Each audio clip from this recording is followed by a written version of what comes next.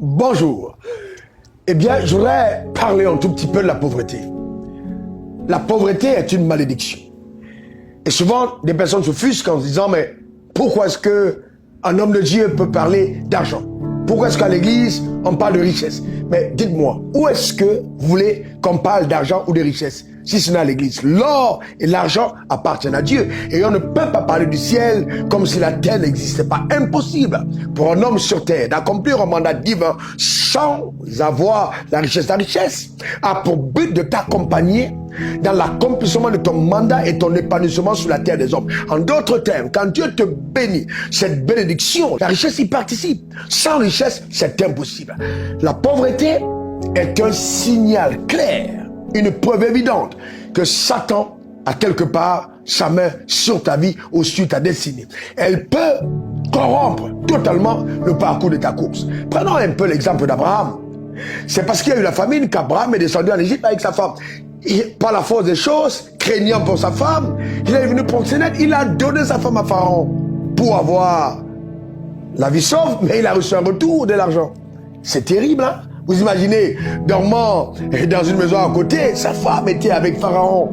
S'il était l'intervention de Dieu, eh bien, il perdait sa femme à cause de la famine. Regardons un peu ce qui s'est passé avec le peuple d'Israël quand ils ont eu par Joseph accès en Égypte. C'est parce que il y avait la famine à Canaan, il y avait la famine.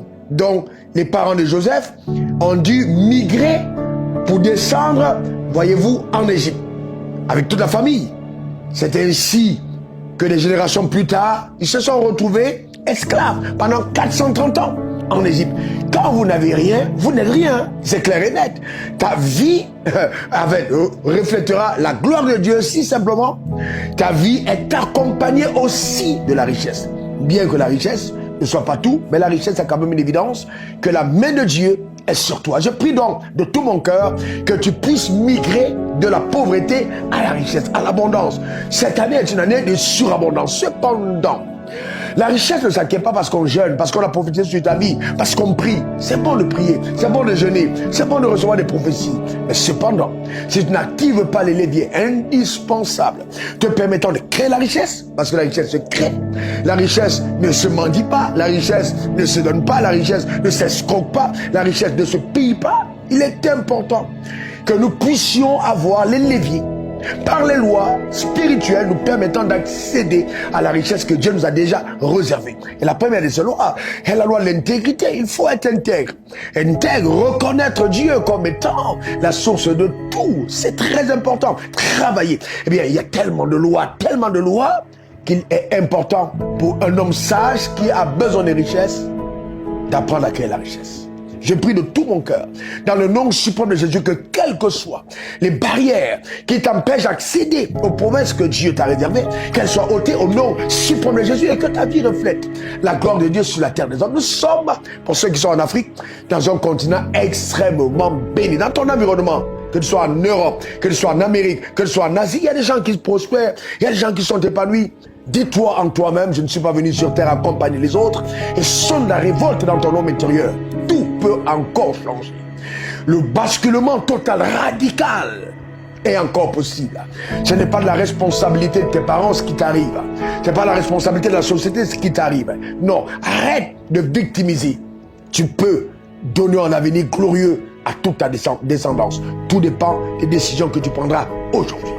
Et il y a des gens qui sont loin, comme moi, sur terre par Dieu, pour t'accompagner dans ce chemin étroit, mais combien glorieux. Bien qu'il soit souvent à l'apparence très difficile. Mais cependant, les douleurs, voyez-vous, des joies présentes, on doit accepter de les avoir quand nous avons, voyez-vous, en pensée la joie que produira ces efforts qu'on aura à fournir dans le temps présent. Que Dieu te bénisse très abondamment. Que la main de Dieu soit sur ta vie et que sa grâce t'accompagne. Que sa faveur te garde et que vraiment, cette année et les années à venir, tu sois de l'autre côté. C'est possible. Pour te servir, c'est moi, RW, diplômé de l'Académie du Design, c'est-à-dire, j'ai touché le fond de la pauvreté et j'en suis sorti par sa grâce. Je connais le chemin, je peux te continuer. Je sais de quoi il s'agit. Bien, on est ensemble. Suis-moi souvent, like mes pages, écoute-moi très Très habituellement, et tu te rendras compte que oui, on peut aimer Dieu, être intègre, droit, être spirituellement très, très, très affûté et être insolemment riche. Salomon n'était pas une parenthèse de l'histoire. À plus tard. Suivez le révérend sur les réseaux sociaux Facebook, Instagram, Twitter et YouTube. Et suivez-nous en scannant le QR code.